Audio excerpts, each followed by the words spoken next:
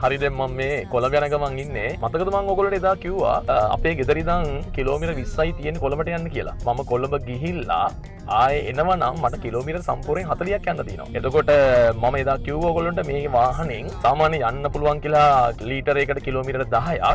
ඒතර දැන් අපි බලන්න ඕනේ මට කිලෝමීටර් 40ක් සම්පූර්ණයෙන්ම ගිහිල්ලා එන්න කොච්චර මුදලක් වැය කරලා මම පෙට්‍රල් ගහන්න ඕනද කියලානේ. මං හිතන්නේ ඔයාලටත් ඒ වගේ ප්‍රශ්න තියෙනවා. අපි එහෙනම් බලමු කොහොමද මේ ගණනය කිරීම කරන්න කියලා. හරි. එහෙනම් අපි ගණනය කිරීම කරලා බලමු. මං කිව්වා අපේ ගෙදර ඉඳන් කොළඹට කිලෝමීටර 20ක් තියෙනවා කියලා. එතකොට මම කොළඹට ගිහින් ආයේ ගෙදර එනවා නම් මට කිලෝමීටර එතකොට යන්න 20යි ආයේ එන්න 20යි. එතකොට මට ඔක්කොම කිලෝමීටර තියෙනවා 40ක් ගිහිල්ලා එන්න.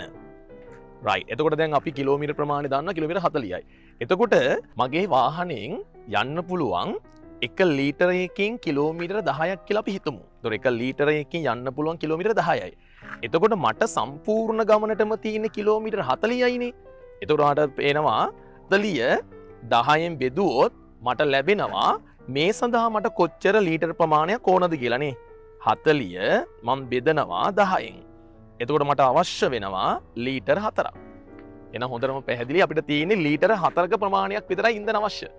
එතකොට මේ වෙනකොට අපි හිතමු 1 ලීටරයක මිල රුපියල් 300ක් කියලා ගමු.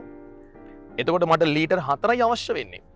එතකොට ලීටර් 4ක් මට යන්න රුපියල් 300 ඒවා 4ක් අවශ්‍යයි. ඒ කියන්නේ රුපියල් 1200ක මුදලක් තමයි මට ආසන්න වශයෙන් කොළඹ ගිහිල්ලා එන්න මට යන්නේ. ඉතින් මං හිතනවා ඔබටත් මේ ගණනය කිරීම පැහැදිලිව තේරෙන්නේ නැති. ඔයත් අනිවාර්යෙන් අමතක කර නැතුව කොළඹ ගිහින් එන වෙලාවක ඔයාට කොච්චර මුදලක් වැය වුණාද කියලා අනිවාර්යෙන් මේකේ යටින් කමෙන්ට් එකක් විතර දාන්න.